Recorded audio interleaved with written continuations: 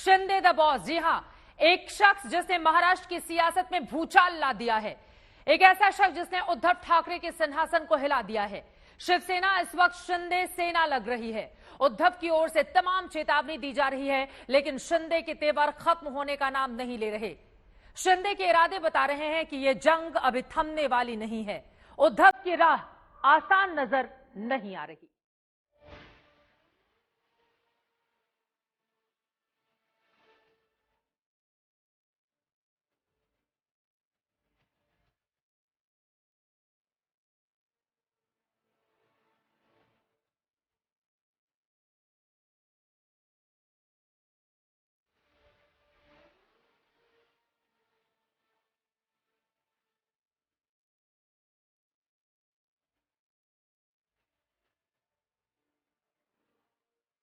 आज शिवसेना से बड़ी शिंदे सेना नजर आ रही है।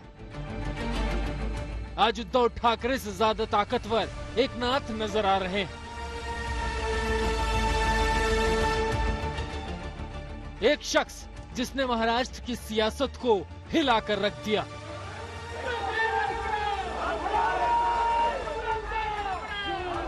उद्धव को सीएम आवाज छोड़ने पर मजबूर कर दिया।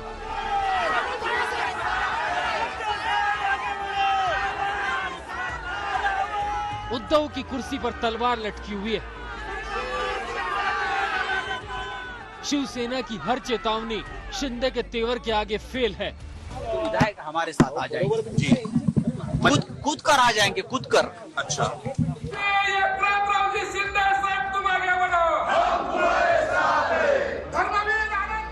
ये तस्वीर बताती है कि शिवसेना में शिंदे कितने ताकतवर नजर आ रहे हैं।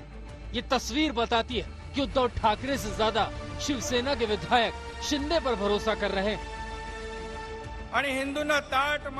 जो शख्स महाराष्ट्र में विधायक दल का नेता था, आज वही विधायकों की ये फौज लेकर उड़ गया और उद्धव ठाकरे को कानों कान खबर तक नहीं लगी। सबसे बड़ी बात, बगावत के बावजूद शिंदे खुद को सच्चा शिव सैनिक बता रहे हैं।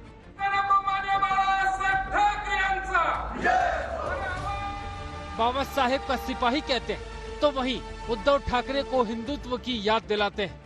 बाला साहब ठाकरे जी का जो हिंदुत्व है इस और उनकी जो भूमिका है, उसको हम लोग आगे ले जाना चाहते हैं। एकनाथ शिंदे को शिवसेना के सबसे कद्दावर नेता में से एक माना जाता है। छगन भुजबल के पार्टी छोड़ने के बाद नारायण राणे ने शिवसेना को मजबूत किया, तो वहीं नारायण राणे के पार्टी छोड़ने के बाद ये जिम्मेदारी एकनाथ शिंदे ने संभाली और बखूबी संभाली। यही वजह कि उन्हें उद्धव सरकार में विधायक दल का नेता बनाया गया। शिवसेना या उद्धव ठाकरे पर जब भी संकट आता था तो एकनाथ शिंदे पहाड़ की तरह खड़े हो जाते थे, लेकिन सरकार आने के बाद आलम इस तरह बदला कि उसी एकनाथ शिंदे को उद्धव ठाकरे से मिलने के लिए घंटों इंतजार करना पड़ता था। दूसरी तरफ गठबंधन में शामिल एनसीपी का कद बढ़ रहा था। एनसीपी के नेताओं की तरफ से, एनसीपी के मंत्रियों की तरफ से शिवसेना के नेताओं को, शिवसेना के मंत्रियों को फंड्स नहीं दिए जाते थे।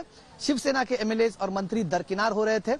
आलम यह हुआ कि एक तरफ पार्टी में दरकिनार किया जाना, दूसरी तरफ एनसीपी का बढ़ता कद।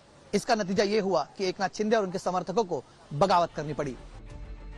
2019 में जब शिवसेना ने बीजेपी से गठबंधन तोड़ा तो तय हुआ वह एनसीपी और कांग्रेस के साथ मिलकर सरकार बनाएगी और सीएम शिवसेना का होगा। लेकिन सीएम बनेगा कौन, ये तय नहीं हो पा रहा था। उद्धव ने चुनाव नतीजा आने के बाद विधानसभा में विधायक दल का नेता एकनाथ शिंदे को बनाया। तब लगा था कि शिंदे ही मुख्यमंत्री बनाए जाएंगे, लेकिन शरद पवार और सोनिया गांधी चाहते थे कि उद्धव ही सीएम बने। उद्धव पर अपने परिवार से भी सीएम पद स्वीकारने के लिए दबाव था। ऐसे में शिंदे मुख्यमंत्री बनते बनते रह गए। हालांकि उनके ओहदे को देखते हुए उद्धव ठाकरे के बाद शपथ लेने वाले वो दूसरे शख्स थे। शिवसेना प्रमुख बाळासाहेब ठाकरे यांना वंदन करून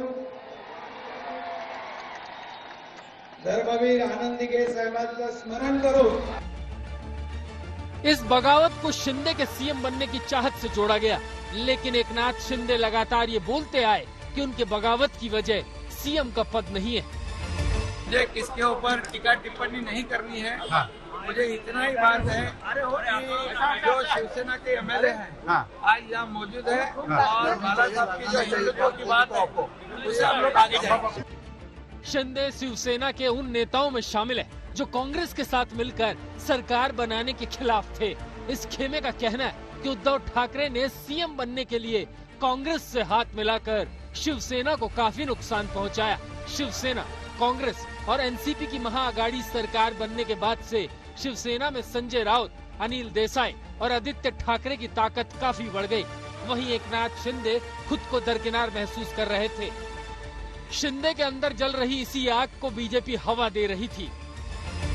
भड़काऊ भाषणों से, जिसको मराठी में कहते हैं कि चुभने वाले बातों से ही ये सारे प्रॉब्लम निर्माण हुए हैं उनकी पार्टी में भी, और लोग इसको बर्दाश्त नहीं करेंगे। इसका उदाहरण एकनाथ शिंदे जी की बगावत है।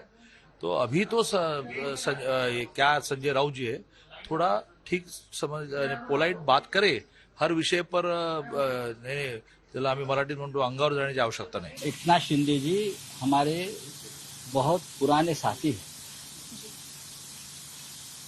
हमारे मित्र हैं। सालों साल से हम एक दूसरे के साथ कंधा से कंधा लगाकर काम कर रहे हैं। उनको भी इतना आसान नहीं है पार्टी छोड़ना और हमको भी इतना आसान नहीं है उनको छोड़ना। महाराष्ट्र में मोटे तौर पर शिवसेना को मराठा अस्मिता के लिए काम करने वाली हिंदूवादी पार्टी माना जाता है। पवार की एनसीपी को मराठाओं की पार्टी और कांग्रेस की इमेज मुस्लिम समर्थक होने की है। ऐसे में शिंदे का मानना था कि कांग्रेस की इस इमेज से शिवसेना का वोट बैंक काफी कमजोर पड़ा है। बात 2019 की है, जब उद्धव ठाकरे कांग्रेस और एनसीपी के साथ मिलकर सरकार बनाने की सोच रहे थे। ठाणे के कट्टर हिंदुत्ववादी नेता आनंद दिघे की छत्रछाया में एकनाथ शिंदे ने अपना राजनीतिक करियर शुरू किया था। उस वक्त एकनाथ शिंदे ने हिंदुत्व का हवाला देते हुए इस गठबंधन का पुरजोर विरोध किया था। आज जब एकनाथ शिंदे ने अपनी पार्टी छोड़ी है तो उसी हिंदुत्व का और आनंद दिघे का हवाला देते हुए उन्होंने उद्धव ठाकरे पर निशाना साधा है। एकनाथ शिंदे ने विधायकों की इसी गुस्से को भुनाया, क्योंकि जो विधायक एनसीपी और कांग्रेस के खिलाफ चुनाव लड़े थे, हिंदुत्व के मुद्दे में चुनाव लड़े थे, वो विधायक अब महाराष्ट्र विकास आघाड़ी का हिस्सा है। हिंदुत्व के मुद्दों पर शिवसेना में पहले जैसे तेवर नहीं दिखे, जिसका नुकसान विधायकों को जमीनी स्तर पर हो रहा था।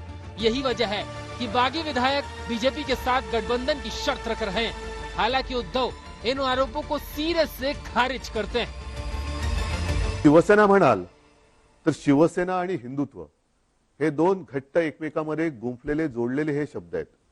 शिवसेना कदापि हिंदुत्वापासून आणि हिंदुत्व कदापि शिवसेनेपासून दूर होऊ शकत नाही, कारण शिवसेना प्रमुखांनी जो एक कानमंत्र दिलेला आहे कि हिंदुत्व हा आमचा श्वास।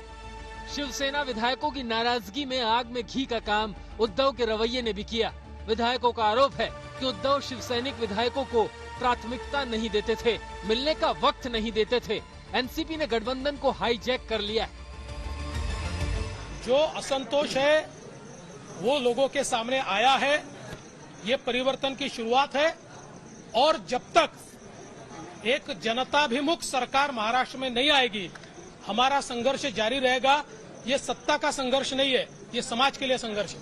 किसी पार्टी को या देश को शोभा नहीं देते जो सबसे बड़ा लोकतंत्र का डंका बजाते हैं। इस देश में अगर इस तरह से किडनैपिंग होगा विधायकों का और सरकार बनाने की कोशिश करेगी, सरकार तोड़ने की कोशिश होगी, उसे कोई मान्यता नहीं दे। बहरहाल इस जंग के सबसे बड़े खिलाड़ी बनकर एकनाथ शिंदे सामने आए, जिनके चारों ओर महाराष्ट्र की पूरी सियासत घूम रही है। आज तक ब्यूरो।